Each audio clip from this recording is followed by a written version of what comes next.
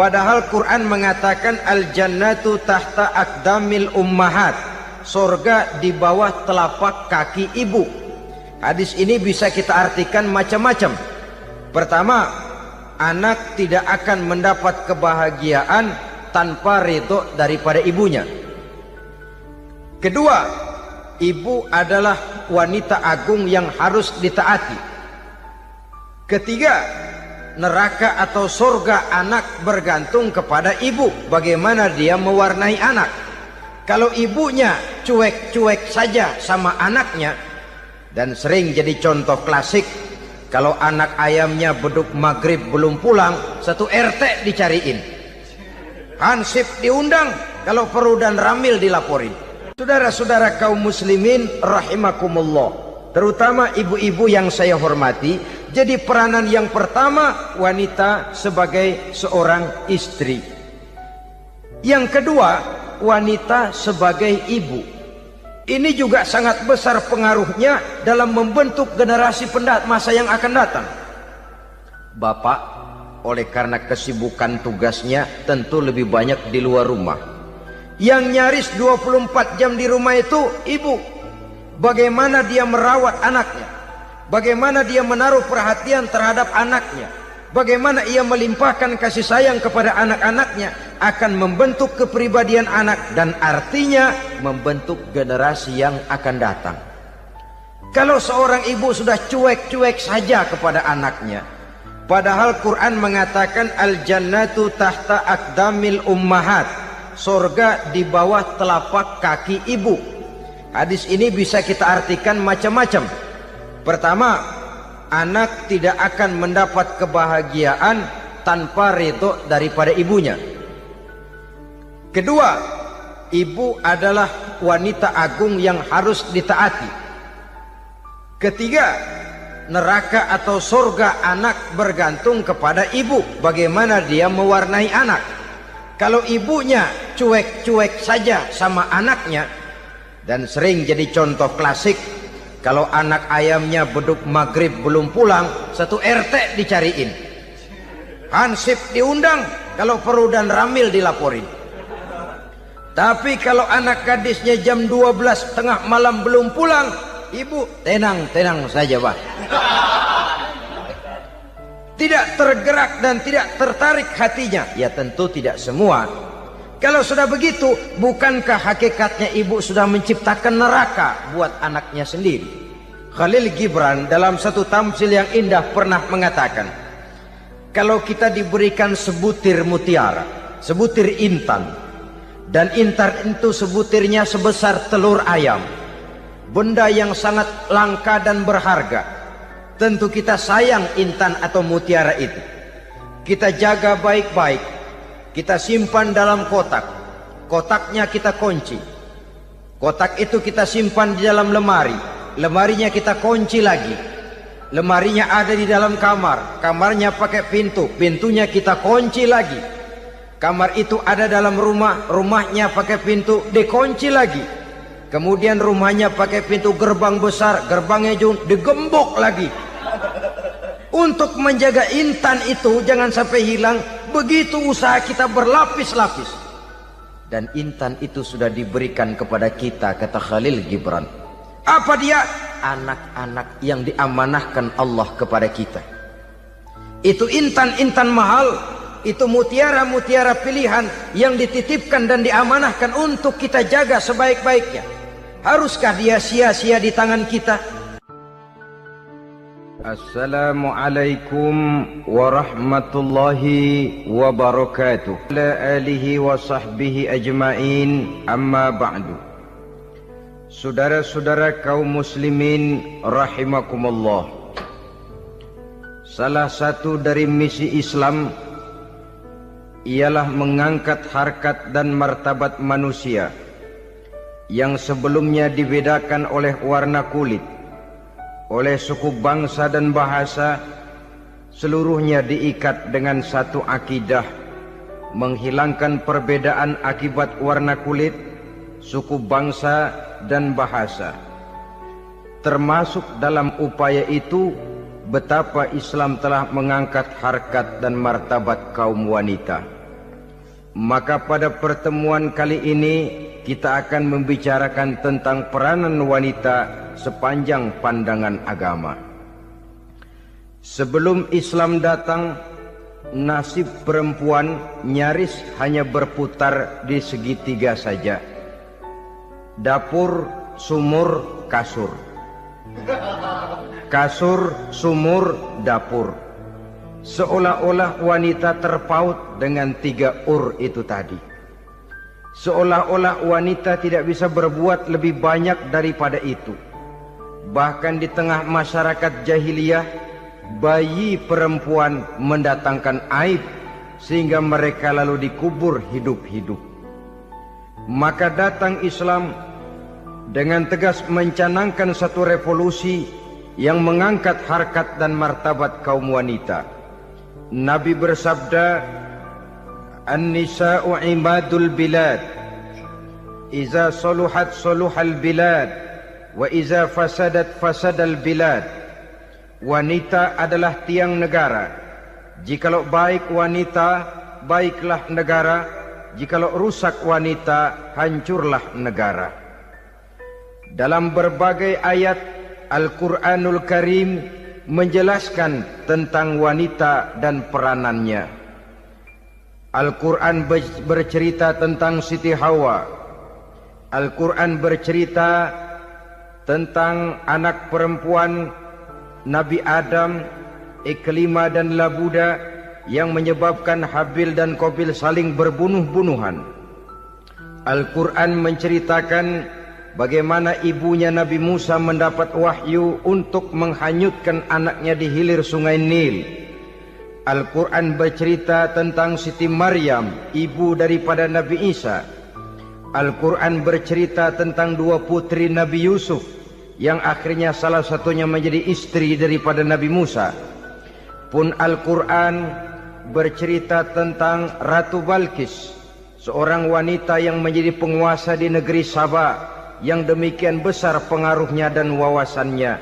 Dan banyak lagi Al-Quran menceritakan keadaan kaum wanita. Sampai-sampai dalam Al-Quran ada satu surah yang dinamakan surah An-Nisa.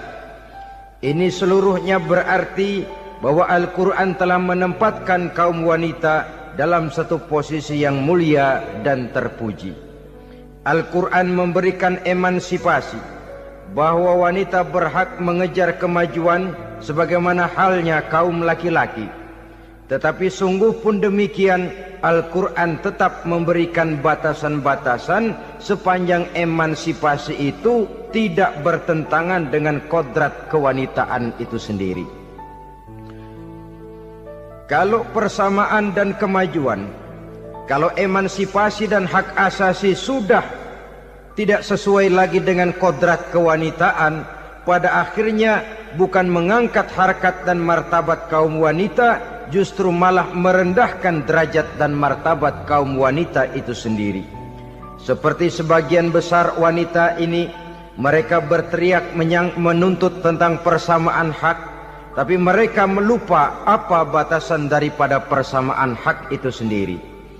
Sesungguhnya Islam dengan segala konsepsinya yang mengangkat martabat kaum wanita itu memberikan keleluasaan kepada kaum wanita untuk maju bersama laki-laki sepanjang tidak menginjak-injak kodrat kewanitaan itu sendiri. Kalau sudah sampai kepada menginjak kodrat kewanitaan, maka akan merendahkan martabat kaum wanita. Sebab apa? Secara fisik dan psikis, agaknya memang laki-laki sudah ditakdirkan oleh Allah untuk menjadi pembimbing bagi kaum wanita. Walaupun tidak tertutup kemungkinan wanita tampil sebagai pemimpin, tetapi dari segi fisik biologis misalnya, laki-laki itu diciptakan kekar, kuat untuk memikul dan melaksanakan tugas-tugas yang berat. Sedangkan perempuan pada umumnya adalah lembut, ayu, lemot, denok, geboy, dan lain sebagainya. Maka kalau kita baca sejarah, Allah itu belum pernah mengutus rasul perempuan. Semua rasul laki-laki. Sebab apa?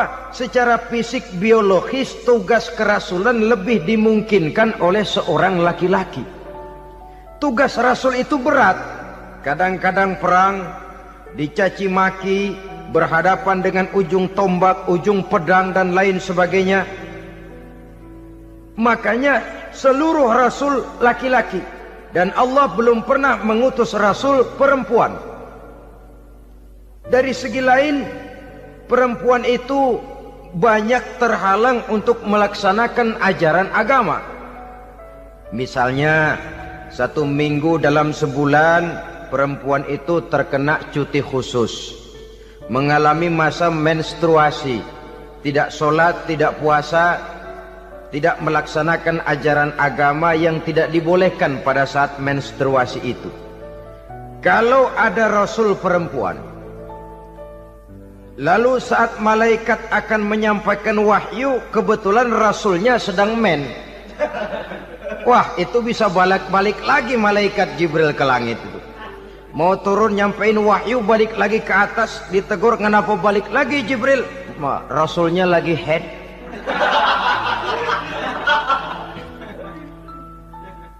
Atau pada saat agama dalam bahaya, agama dalam hinaan, agama dalam ancaman, rasulnya perempuan kebetulan sedang hamil besar. Apa lalu perang ditunda? Pengumuman perang ditunda saja sampai rasul melahirkan.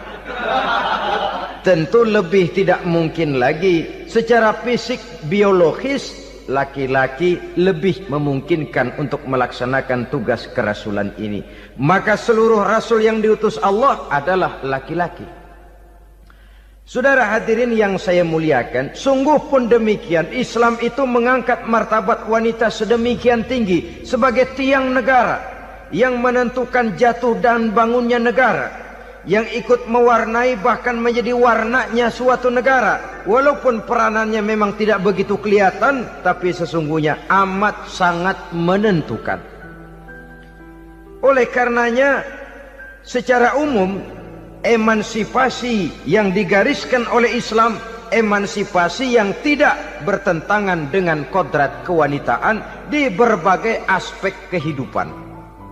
Kalau sekarang emansipasi ini kelihatannya sudah salah pasang, salah kaprah. Bahkan belum lama kita menyaksikan bagaimana ada binaragawati. Di zaman sekarang perempuan sudah mulai angkat besi. Saya mulai mikir kalau perempuan sudah pada angkat besi, ini sudah tanda suaminya udah deket dibanting-bantingin ini. Tahun-tahun mendatang mungkin akan menyusul perempuan mulai narik becak.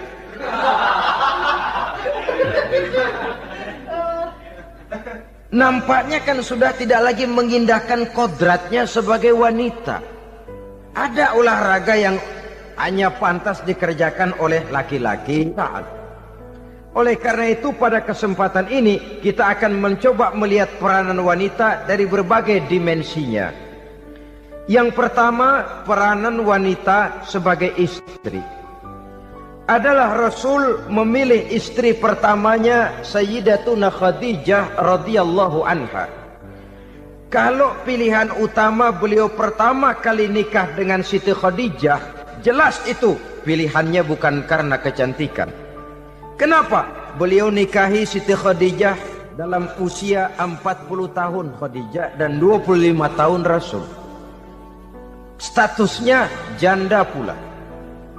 Kalau beliau seorang pemburu kembang, pemburu bunga, kenapa mesti nikah dengan janda berumur 40 tahun?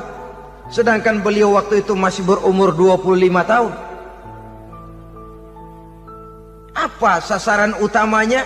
Bisa kita lihat nanti. Setelah beliau diangkat menjadi Rasul, ternyata Khadijah lebih daripada seorang istri, beliau masuk ke dalam staf Nabi. Orang lain beliau belum beriman, beliau malah beriman lebih dahulu sebagai perempuan pertama yang masuk Islam. Orang lain memusuhi Nabi, beliau malah mengorbankan hartanya untuk membantu perjuangan Nabi. Istri setia semacam ini, dengan peranannya sebagai istri yang sedemikian rupa, memberikan andil yang sangat besar bagi kesuksesan dan keberhasilan seorang suami. Sebaliknya, seorang istri bisa mempengaruhi suaminya. Seorang suami yang jujur, polos, lugu, sederhana bisa jadi koruptor ulung kalau didorong-dorong oleh istrinya. Seorang istri Pak Lurah memang tidak ikut mengatur kelurahan, tapi dia bisa mewarnai suaminya. Seorang istri gubernur memang tidak ikut mengatur provinsi, tapi dia bisa mewarnai suaminya.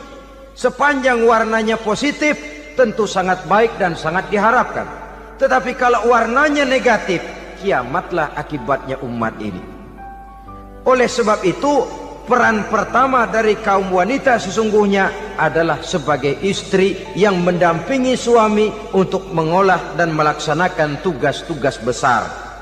Dari seorang yang paling kecil sampai kepada seorang yang punya jabatan paling tinggi sekalipun, pengaruh dan peranan istri memang sangat menentukan.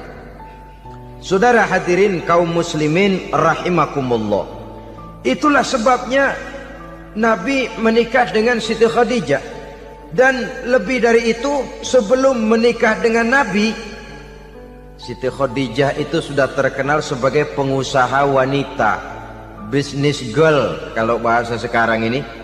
Bahkan jaringan-jaringan bisnisnya tidak hanya Mekah saja, tidak hanya antar kota, bahkan sudah antar negara, dari Mekah ke Syam, dari Mekah ke Madinah dan lain sebagainya, yang bahkan kita tahu Rasul pada mulanya pun ikut membantu perdagangannya Siti Khadijah radhiyallahu anha ini.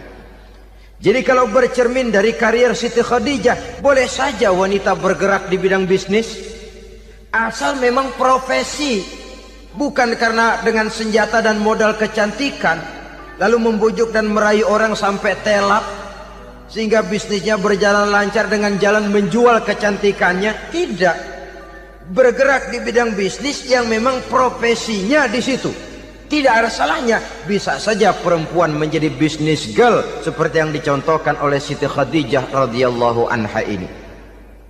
Sebab itu, kontes-kontesan yang hanya bertitik kepada rupa yang ayu saja, rupa yang cantik saja, sesungguhnya bukan hanya tidak bermanfaat, tapi saya pikir juga sangat tidak mendidik.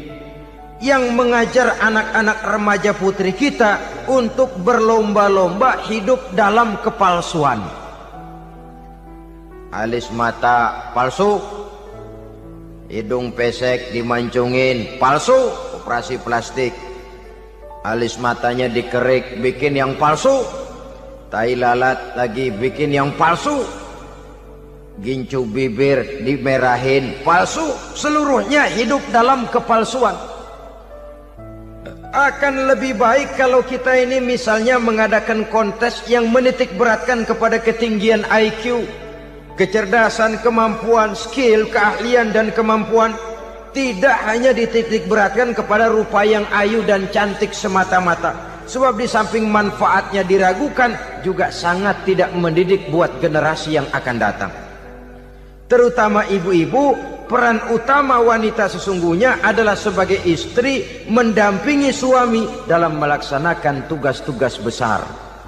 Satu hari, serombongan ibu-ibu pernah datang menghadap Rasul mengajukan satu resolusi. Protes kalau bahasa kita sekarang. Ya Rasul, ada apa bu? Kalau laki-laki sih enak. Enak bagaimana? Iya, kalau orang laki-laki sholat, perempuan sholat. Laki-laki puasa, perempuan puasa.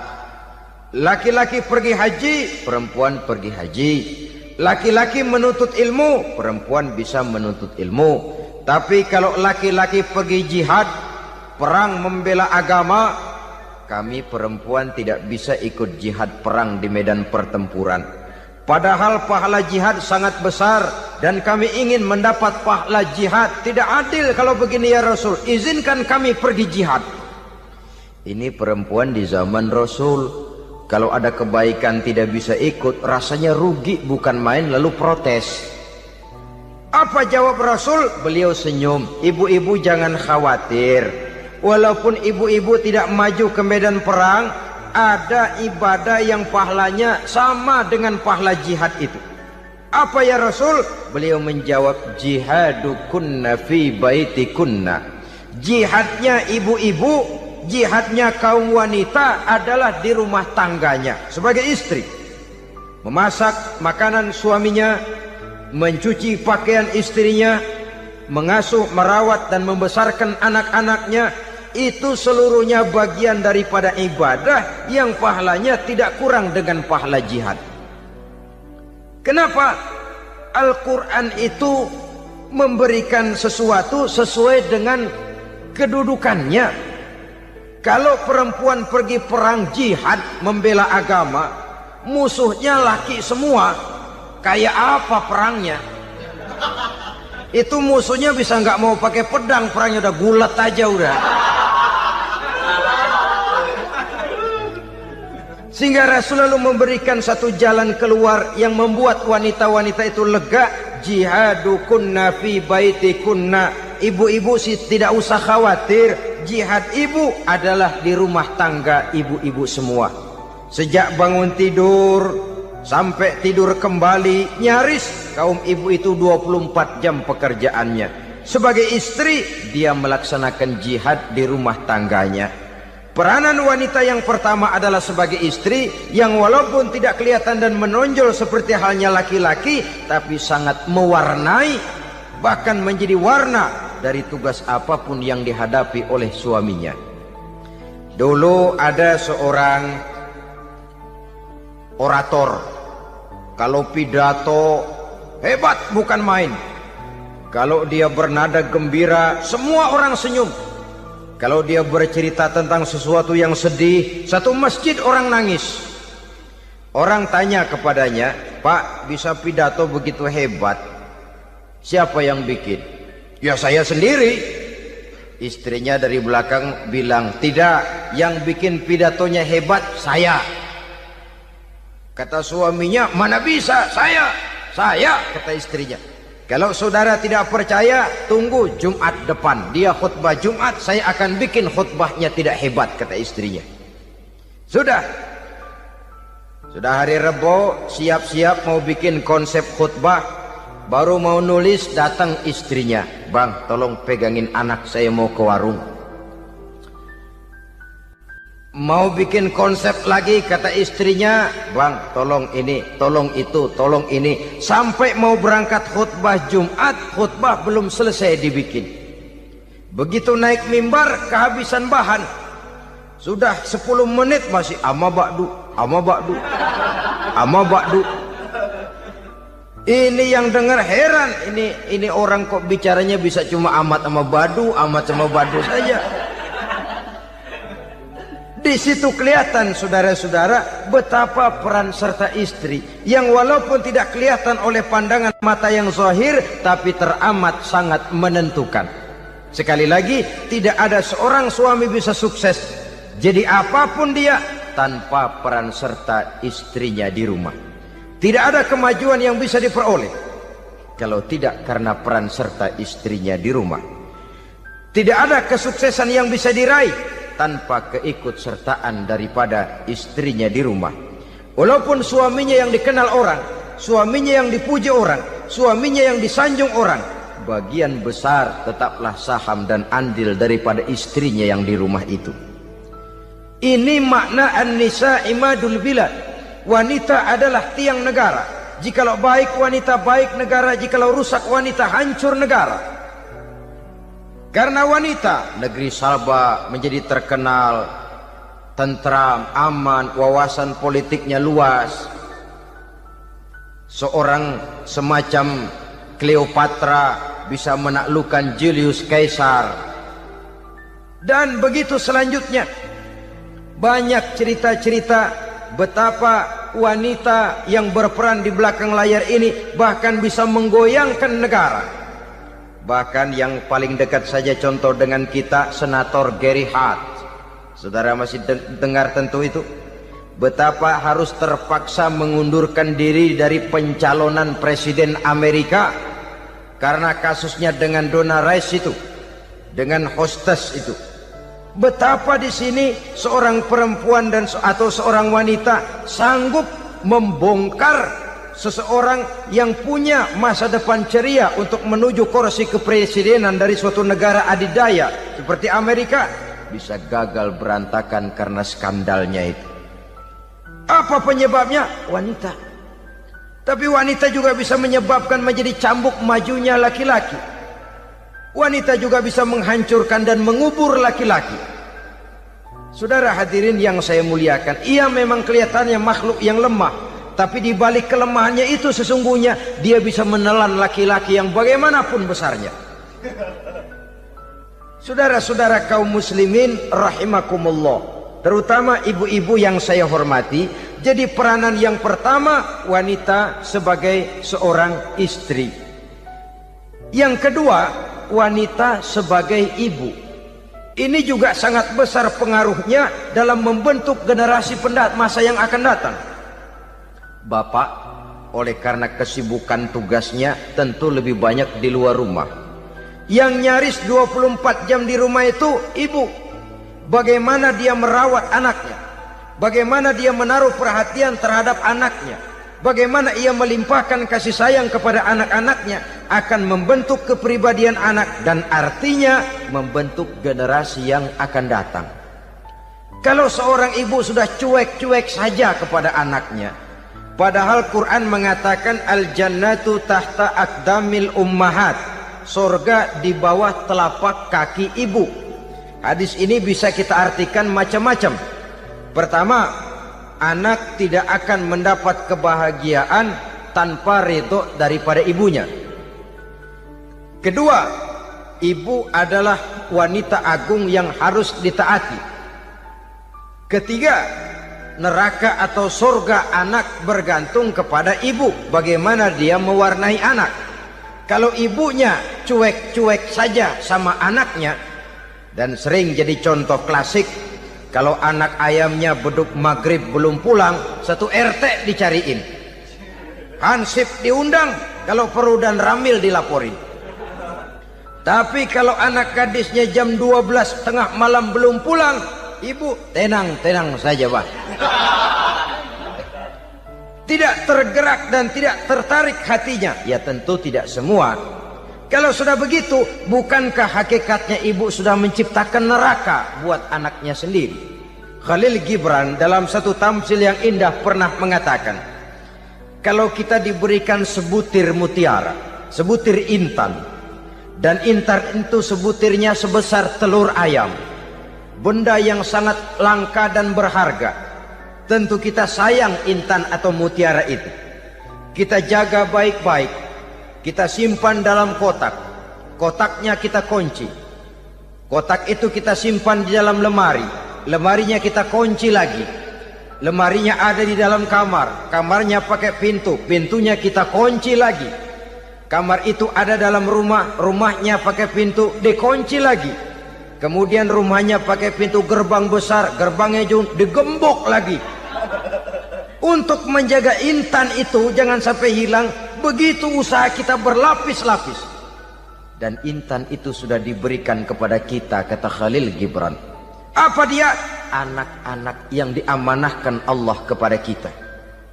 Itu intan-intan mahal, itu mutiara-mutiara pilihan yang dititipkan dan diamanahkan untuk kita jaga sebaik-baiknya. Haruskah dia sia-sia di tangan kita? Haruskah dia merana jatuh di tangan ibu yang tidak punya tanggung jawab? Saudara hadirin yang saya muliakan, oleh karenanya peranan sebagai ibu ini sangat menentukan bagi pembentukan generasi yang akan datang. Salah ibu mengarahkan anak, akan lahir generasi mendatang yang tidak kita harapkan. Sehingga Nabi bersabda, kullu mauludin yuladu 'alal fitrah fa abawaihi yuhawwidanihi aw yunassiranihi aw yumajjisanihi.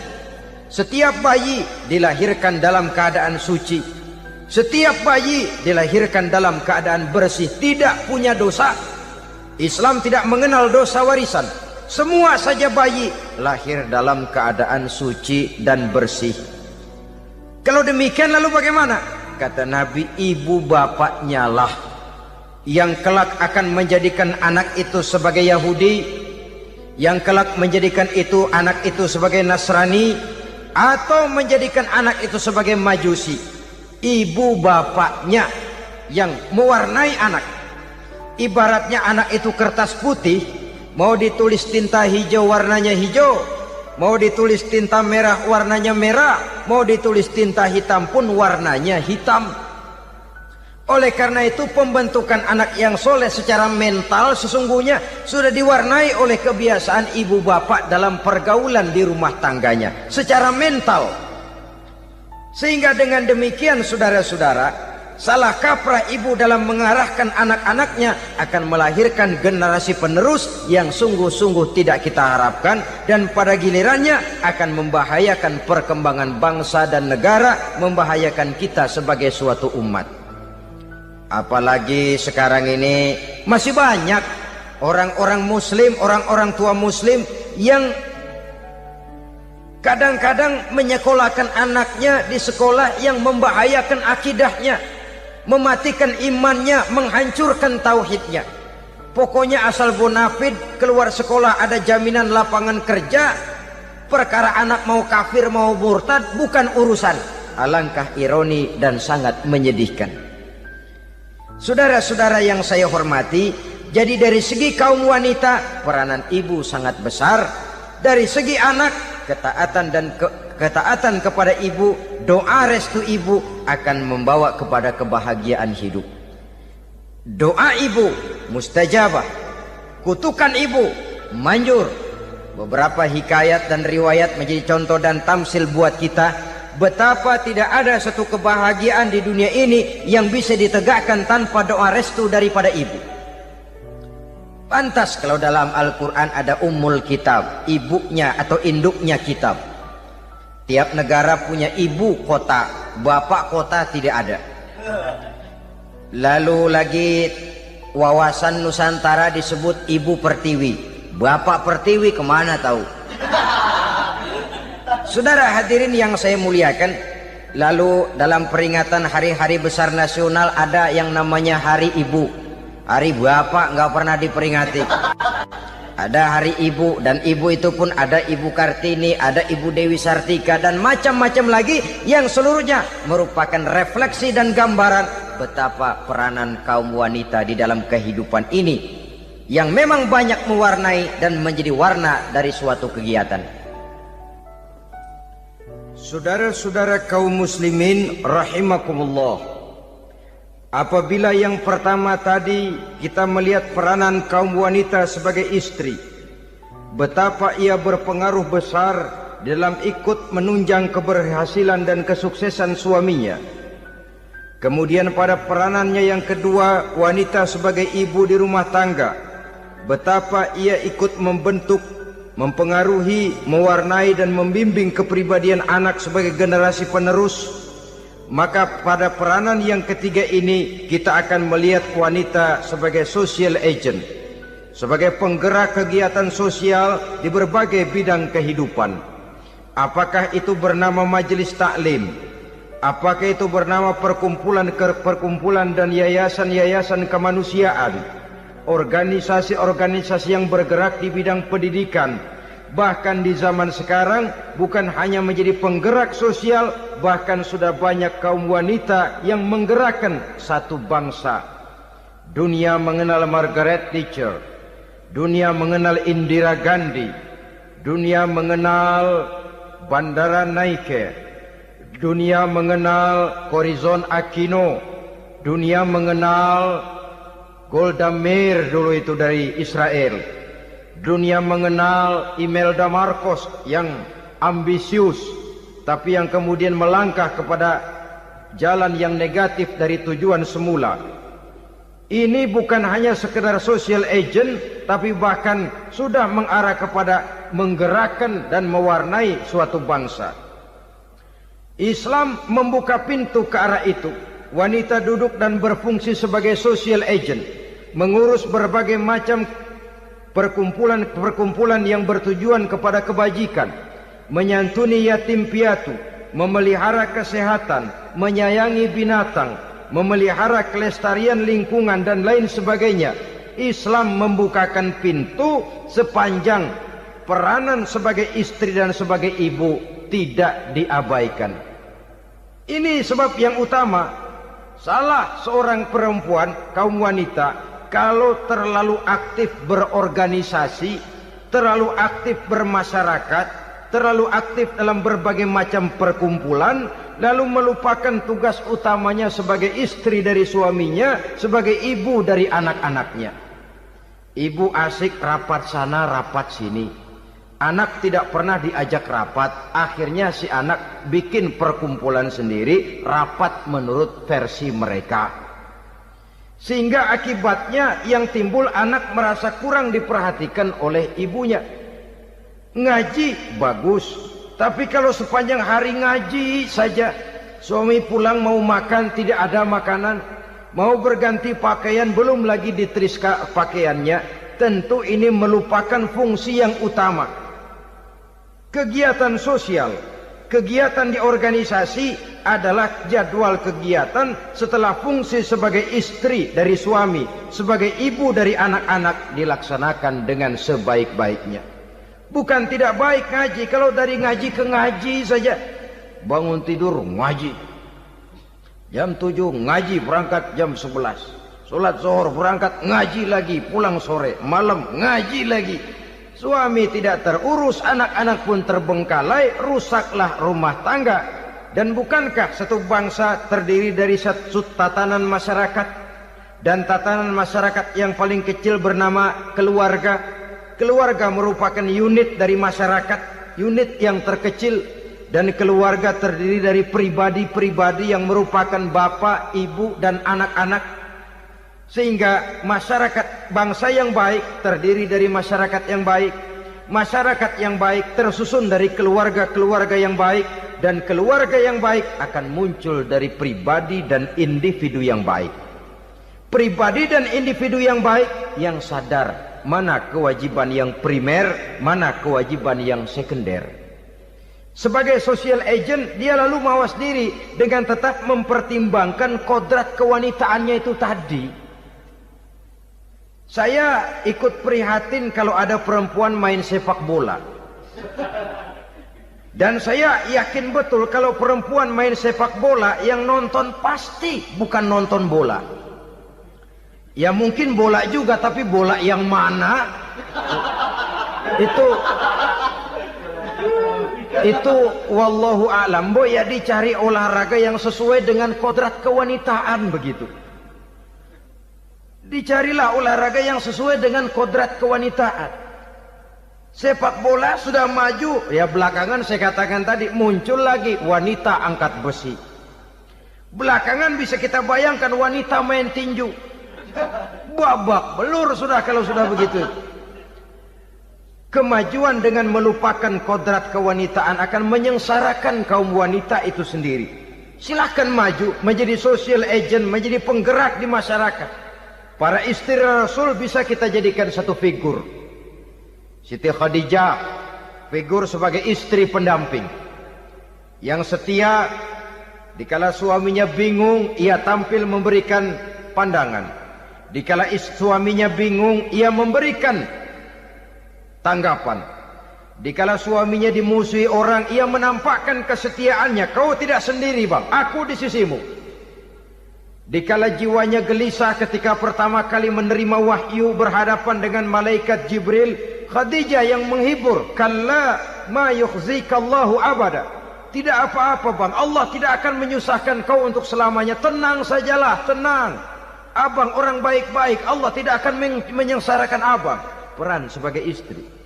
Dan Rasul mantap. Sehingga bertahun setelah Khadijah wafat, selalu terkenang dan dikenang oleh Rasul. Pernah satu saat beliau itu seperti orang melamun. Aisyah tanya, kok seperti ngelamun bang? Iya kata Rasul, saya seperti mendengar suara terompahnya Khadijah di surga. Padahal Khadijah sudah lama wafat. Aisyah mendengar itu rada sedikit manyun. Kata Aisyah, bang cukup sekali ini saja, jangan sebut-sebut lagi nama itu ya. Cemburu rupanya. Ya soal cemburu sih nggak bini Nabi, nggak bini kita, namanya cemburu. Perempuan mesti ada. Apa jawab Rasul? Ya Humairah, Aisyah, haruskah saya melupakan seseorang yang dikala orang lain memusuhi saya, dia mati-matian membela saya. Dikala orang lain mau membunuh saya, dikorbankan hartanya untuk membantu perjuangan saya.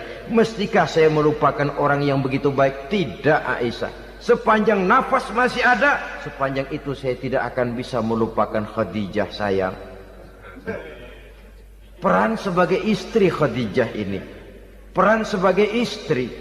Suaminya bingung, istrinya memberikan hiburan. Kadang kan tidak, suami bingung, istri bingungan lagi. Ya sudah, mari ramai-ramai kita bingung sudah. Bukan mencari jalan keluar, yang sudah bingung malah ditambahin bingung lagi. Saudara hadirin yang saya hormati, lalu figur Siti Aisyah, muda, cantik, kreatif, cerdas. Kalau bahasa sekarang barangkali wanita karier ini. Ini figur-figur loh. Jadi punya keistimewaan masing-masing, sehingga ada pilihan. Ya tentu orang mencari istri itu kan karena ada dasar pilihan. Mungkin rupanya kurang menarik tapi akhlaknya bagus. Mungkin akhlaknya sedang-sedang saja tapi potongannya cakep. Masih ada pilihan. Sudah potongan jelek, akhlak bejat. Emangnya lu milih merem tempo hari ya?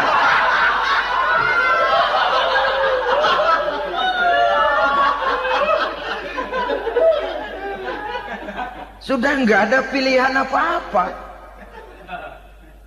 Lalu ada istri yang punya keistimewaan karena sifatnya yang sabar. Ada yang wataknya itu pemurah. Ada yang sifatnya itu belas kasih. Pendeknya, dari istri-istri Rasul kita bisa menemukan figur-figur wanita teladan.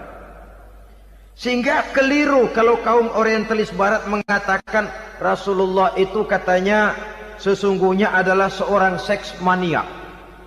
Istrinya banyak. Oh ini memang bajingan ini orientalis ini. Kalau Rasulullah itu seorang seks mania, tentu yang dinikahinya itu pertama jelas gadis semua, yang kedua tentu cantik-cantik semua. Dari istri-istri beliau yang dikawininya dalam keadaan gadis cuma Siti Aisyah. Selebihnya janda. Apa pertimbangannya? Menyantuni yatim-yatimnya, mengayomi janda-janda yang ditinggal suaminya gugur di medan perang, untuk memperkuat keimanannya. Itu pilihan utama Rasul. Kita sekarang ini ya ngakunya sih ikut sunnah Rasul, cuma sunnahnya urusan kawin melulu. Ada duit sedikit, kawin maning, kawin maning.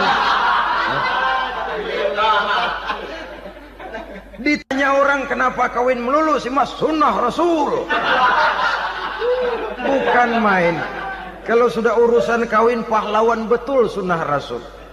Padahal kawin lagi dalam Islam itu sungguh pun boleh, tapi tidak diperintah. Tidak diperintah, memang cuma boleh. Itu kalau dalam pesawat itu cuma semacam emergency exit lah ya. Yang tidak boleh sembarang waktu bisa dibuka. Kalau memang sanggup berlaku adil, tafadhol. Kalau tidak, satu juga nggak habis. Lagian saya kira perempuan itu kan cuma perbedaan rupa saja, perbedaan selera saja. Seperti singkong dengan sate, bedanya kan cuma di tenggorokan. Kalau sudah masuk ke perut, kenyangnya kan sama. Perempuan cuma berbeda dalam selera, rasanya barangkali ya, barangkali.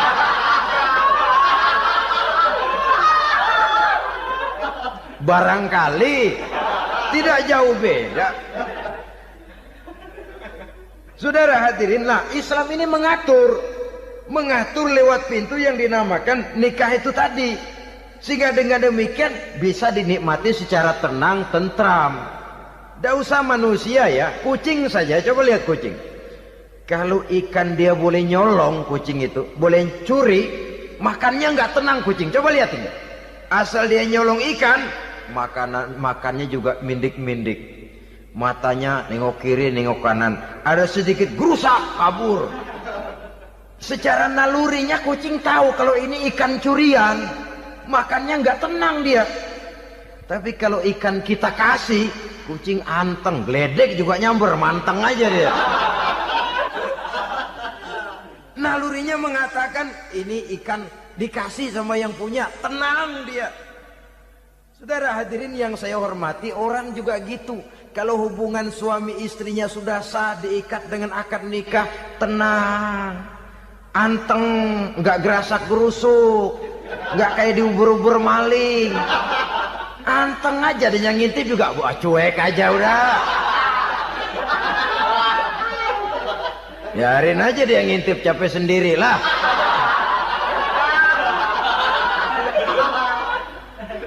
Tapi kalau nyuri-nyuri, coba lihat dah. Mana di kebun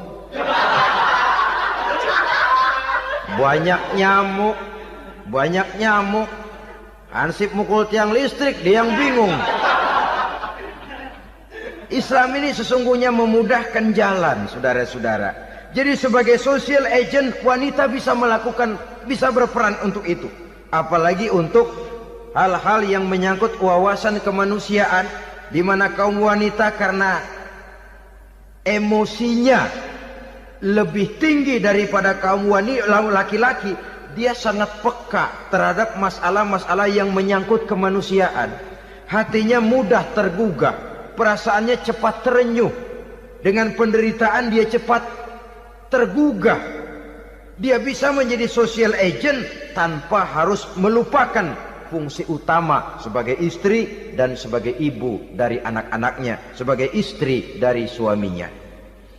Saudara hadirin yang saya muliakan, dahulu Al-Quran pernah menceritakan betapa istri-istri pembesar di istana mewah di zaman Nabi Yusuf, kalau istilah sekarang nyonya-nyonya jet set, nyonya-nyonya VIP, betapa mereka mau memporak-porandakan keimanan seorang pemuda seperti halnya Nabi Yusuf alaihi salam. Dan Nabi Yusuf kemudian ternyata tidak mau jadi gigolo yang kerjanya hanya menyenangkan wanita-wanita jet set kelas VIP ini tadi. Sesungguhnya ini cuma satu simbol yang kejadiannya bisa saja terjadi pada zaman modern dalam versi dan kondisi yang berbeda.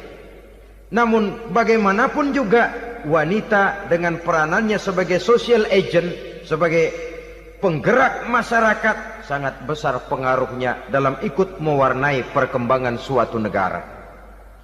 Seorang suami perlu memberikan dorongan kalau istrinya aktif di bidang sosial, asal dengan catatan saja, fungsi sebagai istri, fungsi sebagai ibu jangan sampai terlantar karenanya. Bahkan saya katakan tadi, di zaman sekarang wanita tidak lagi hanya berfungsi sebagai social agent, bahkan sebagai national agent, penggerak dari satu bangsa. Muncul wanita-wanita yang jadi menteri, yang jadi anggota DPR, bahkan yang jadi kepala desa dan lain sebagainya. Secara umum memang ar-rijal qawwamuna 'alan nisa. Laki-laki adalah pembimbing bagi kaum wanita karena kelebihan fisik biologis, kelebihan kemampuan intelektual dan lain sebagainya. Namun wanita pun boleh saja menjadi social agent sepanjang catatan yang saya sampaikan tadi. Jangan sampai melupakan kodrat kewanitaan, jangan sampai mengalahkan fungsi sebagai istri dari suaminya, sebagai ibu daripada anak-anaknya. Nah, kemudian fungsi yang keempat di bidang ilmu pengetahuan. Islam memberikan kesempatan yang sama kepada kaum wanita. Thalabul ilmi faridatun ala kulli muslimin wa muslimatin. Menuntut ilmu itu wajib hukumnya bagi orang Islam, baik laki-laki maupun perempuan. Sampai dibentuk kalimat pengecuali khusus ini, muslimin wa muslimatin, bagi muslim laki-laki, bagi muslim perempuan. Dan alhamdulillah, kalau dulu di zaman Raden Ajeng Kartini, nasib perempuan berada di balik pintu yang digembok rapat-rapat, siklusnya berputar cuma sumur, dapur, kasur, kasur, sumur, dapur, dapur, sumur, kasur. Melingkar di situ-situ saja peranan kaum wanita. Memberontak jiwa Raden Ajeng Kartini, menuntut persamaan bahwa wanita berhak maju sama dengan laki-laki. Entah Islam sejak 14 abad yang lalu sudah mencanangkan ini, menuntut ilmu wajib bagi laki-laki dan perempuan beragama Islam. Orang Islam baik dia laki-laki, baik dia perempuan, wajib menuntut ilmu. Ilmu dalam artian umum, tidak hanya sekedar fikih tauhidnya, ya di bidang kedokteran, di bidang teknik, di bidang hukum dan lain sebagainya.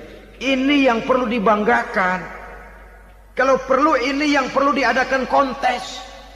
Kontes IQ. Wanita yang paling berprestasi di bidang ilmiah, wanita yang punya prestasi di bidang menjaga kelestarian lingkungan hidup, wanita yang punya prestasi menggerakkan sosial, menyantuni yatim piatu, memelihara kesehatan. Adakan kontes macam itu untuk mendorong. Ini enggak, kalau kontes yang diukur betis, bibir, pinggul, payudara, lubang hidung, ukur sekalian kita.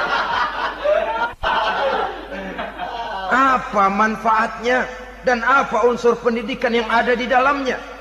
Tidak menguntungkan, tidak mendidik, dan tidak membawa manfaat. Kecuali lalu yang timbul pola hidup konsumen, pola hidup konsumer, pola hidup yang material, pola hidup yang wah, pola hidup yang gemerlapan. Ya, kalau oleh anak-anak muda yang terjangkau. Kalau tidak, dia hanyut ditelan mimpinya. Dia ingin bergaya hidup jet set, sementara dia dihadapkan oleh kenyataan bahwa dia tinggal di kampung, ibu bapaknya orang kampung, dan lain sebagainya. Jiwanya berontak, terjadilah kegalauan, terjadilah kerancuan, terjadilah komplikasi, perang di batin antara keinginannya dengan lingkungan nyata yang dihadapinya.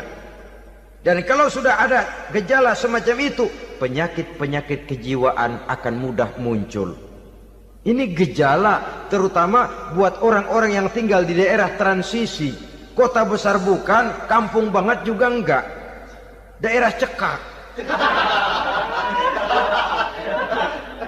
Akibatnya gayanya ya sering gaya enggak karu-karuan. Gaya kepalang tanggung jadinya. Saudara hadirin yang saya muliakan, akhirnya apa? Santri tapi lagunya kayak koboi. Koboi tapi sesungguhnya santri. Saudara hadirin yang saya hormati, maka di bidang ilmu pengetahuan wanita mempunyai peranan yang sangat besar. Dia bisa tampil dengan karya-karya ilmiahnya yang membawa manfaat bagi perkembangan agama, bangsa dan negaranya. Majulah kaum wanita dengan ilmu pengetahuan, tuntutlah ilmu seluas-luasnya. Kita hidup di satu negara yang merdeka, kita beragama yang memberikan satu keyakinan bahwa menuntut ilmu merupakan kewajiban, bahwa peranan wanita tidak hanya di belakang dapur, lain sebagainya, yang seluruhnya terpantul dari dinamika kehidupan kaum wanita. Saudara-saudara kaum muslimin rahimakumullah. Kemudian yang kelima, peranan wanita dalam bidang agama. Kita bersyukur sekarang ini gejalanya dimanapun pengajian, biasanya lebih ramai pengajian ibu-ibu dari bapak-bapak. Peringatan hari-hari besar keagamaan, biasanya lebih ramai ibu-ibu daripada bapak-bapak. Pengajian ibu lebih ramai. Padahal kalau bicara sibuk, lebih sibuk ibu daripada bapak misalnya. Kalau sudah pengajian bapak-bapak, biasanya pengajiannya ramai cuma 3 giliran itu. Pembukaan, maulid, penutupan. Kalau sudah yang rutin pengajian tiap minggu, 3 pojok yang ngaji. Yang atu nguap, yang atu pules, yang atu ngiler.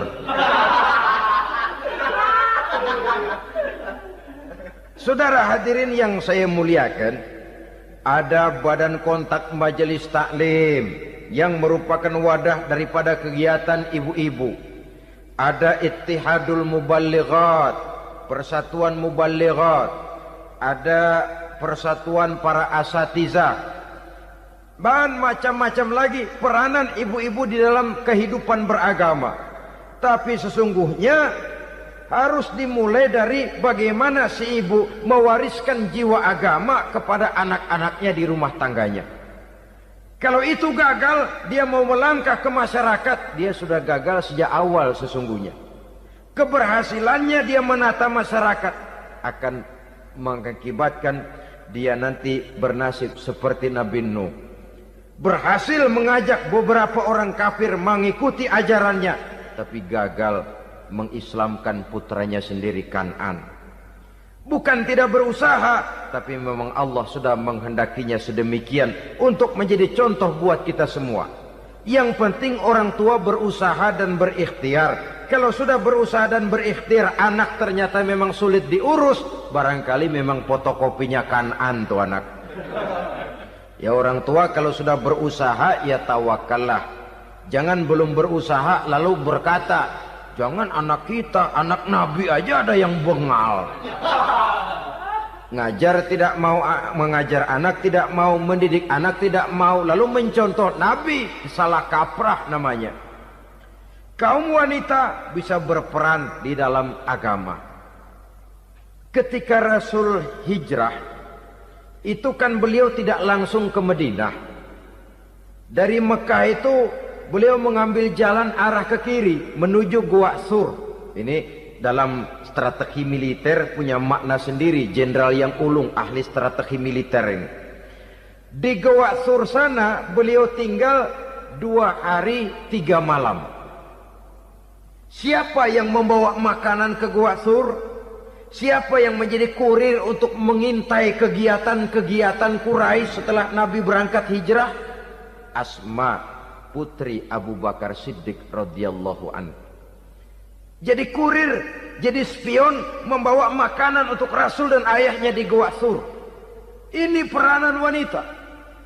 Di tengah bahaya, di tengah keadaan posisi terjepit, Rasul di dalam gua, diamatinya keadaan Quraisy, dilaporkannya kepada Rasul. Jasa seorang wanita bernama Asma, putri dari Abu Bakar Siddiq radhiyallahu anhu.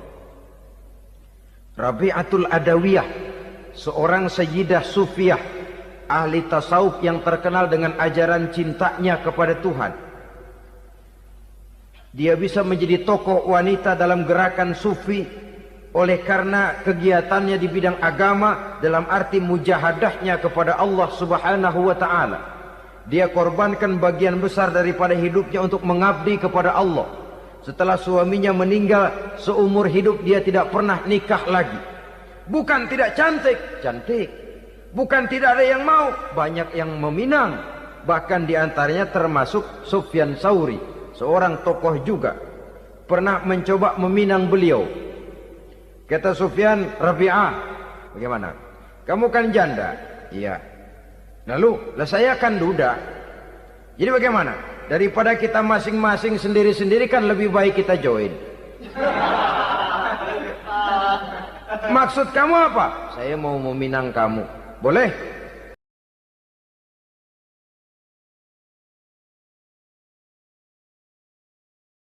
Gitu aja. Bismillahirrahmanirrahim. Makan dong.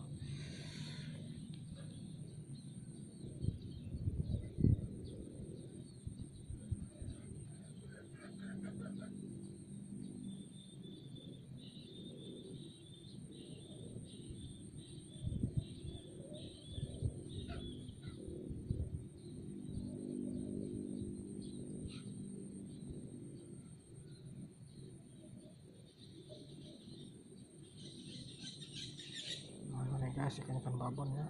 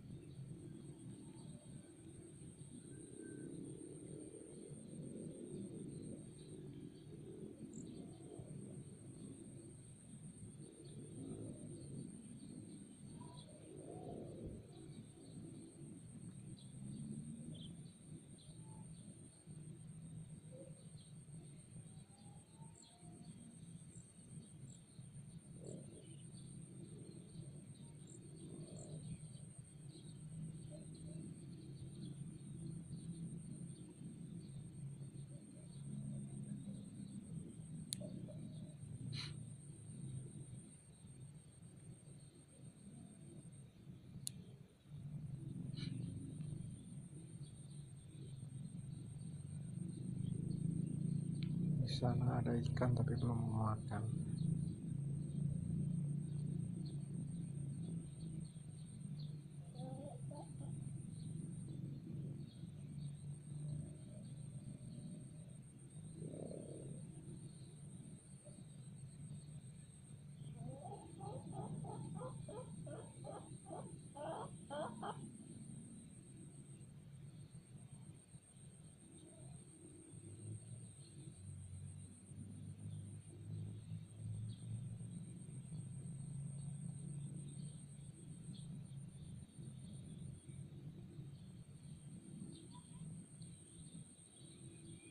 Tuh, itu ikan gabus apa ikan nila itu? Oh, kayaknya ikan gabus tuh.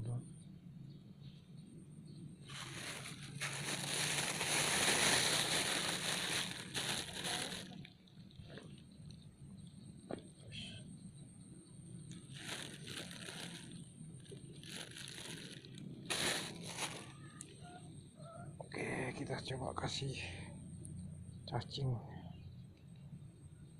yang panjang.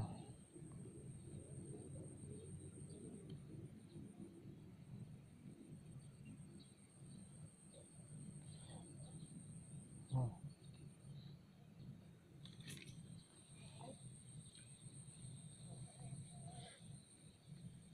langsung dimakan.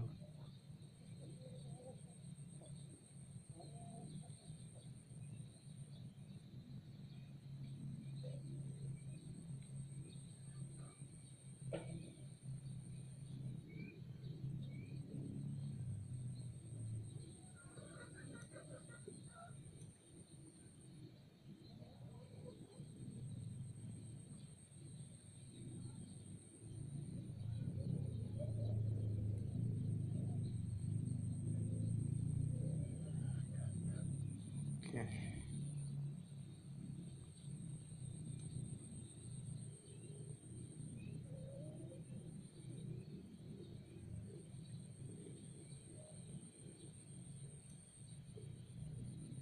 Loh, mudah-mudahan nggak hujan lagi nih.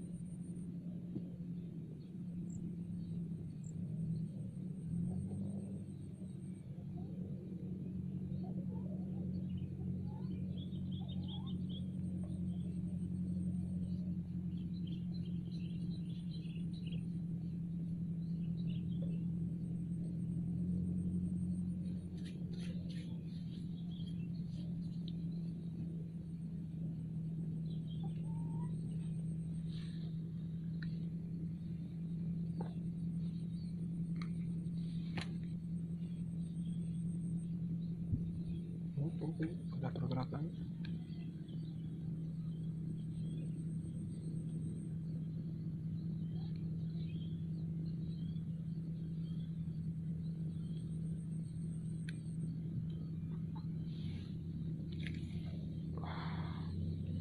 Guys,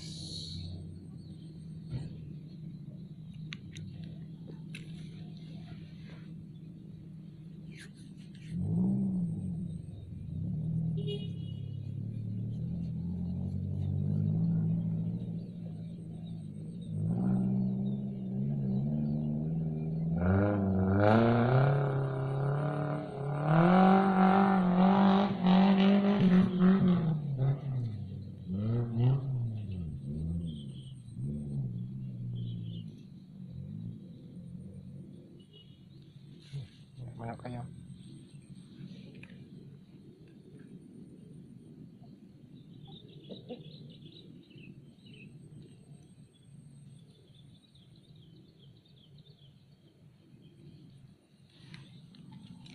Pada mau naikannya tadi.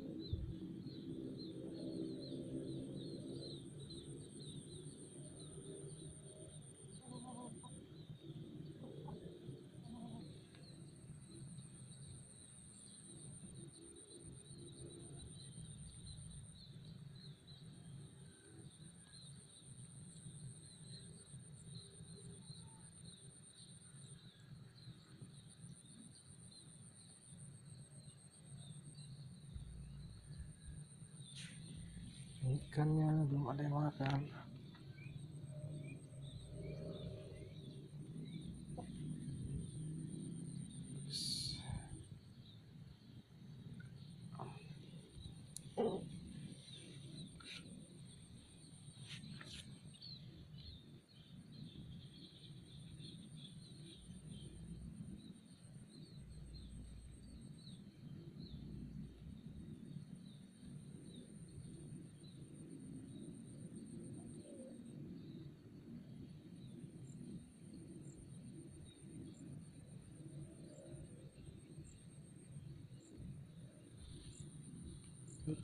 Sepertinya ada pergerakan.